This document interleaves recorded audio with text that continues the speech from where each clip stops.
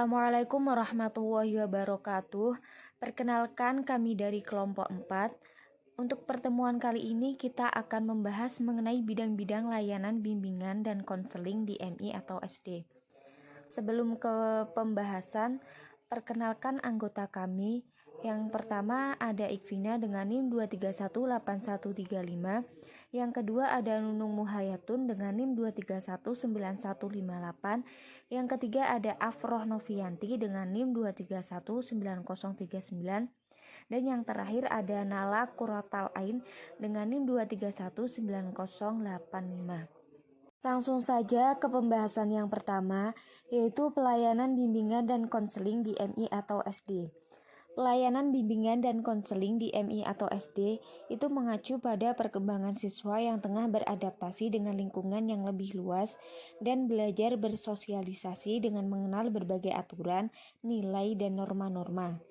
Materi bimbingan dan konseling di MI atau SD itu termuat ke dalam 4 bidang bimbingan, yaitu yang pertama ada bidang bimbingan pribadi, yang kedua ada bidang bimbingan sosial, yang ketiga ada bidang bimbingan belajar, dan yang terakhir ada bidang bimbingan karir. Jenis-jenis layanan bimbingan dan konseling di MI SD. Layanan bimbingan dan konseling mencakupi layanan orientasi, informasi, penempatan atau penyaluran, pembelajaran, konseling perorangan, bimbingan kelompok, konseling kelompok, konsultasi, dan meditasi. Selanjutnya yaitu bidang-bidang bimbingan dan konseling. Yang pertama bidang bimbingan pribadi, yang kedua bidang bimbingan sosial, ketiga bidang bimbingan belajar, dan terakhir bidang bimbingan karir. Selanjutnya, kaitan antara bidang bimbingan dengan bidang-bidang yang lain dalam pendidikan sekolah. Pelayanan bimbingan merupakan bagian integral dari suatu program institusional yang disajikan di lembaga pendidikan pada jenjang pendidikan sekolah tertentu. Yang pertama, kaitan antara bidang bimbingan dan bidang administrasi sekolah.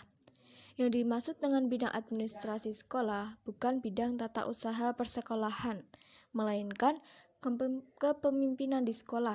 Tugas pokok administrasi sekolah yaitu merencanakan keseluruhan program pendidikan di sekolah, mengkoordinasi semua kegiatan pendidikan supaya tujuan institusional tercapai, dan mengawasi pelaksanaan dari kegiatan-kegiatan. Sebaliknya, bidang bimbingan berfokus pada kepentingan semua peserta didik yang mengikuti program pendidikan di lembaga tersebut. Semua kegiatan bimbingan dirancang untuk membantu individu mencapai taraf perkembangan diri yang seoptimal mungkin. Fokus perhatian administrasi sekolah terpusat pada institut, sedangkan fokus perhatian bidang bimbingan dan konseling terletak pada kepribadian siswa dan perkembangan. Yang kedua, kaitan antara bidang bimbingan dan bidang pengajaran. Bidang pengajaran menangani kurikulum pengajaran, yaitu seluruh pengalaman belajar siswa yang diperoleh melalui segala bidang studi yang disajikan, terutama perkembangan kognitif yang dituju melalui kurikulum pengajaran, meskipun aspek-aspek perkembangan yang lain tidak diabaikan. Dengan kata lain, bahwa bidang pengajaran menyajikan sejumlah pengalaman belajar, sedangkan pelayanan bimbingan mengajak siswa untuk berefleksi atas pengalaman belajar, yaitu tentang apa yang dapat diketahui dari diri sendiri dalam hal kemampuan minat, nilai-nilai kehidupan, dan aspirasi di masa depan. Sekian penjelasan dari kelompok 4, kurang lebihnya mohon maaf. Wassalamualaikum warahmatullahi wabarakatuh.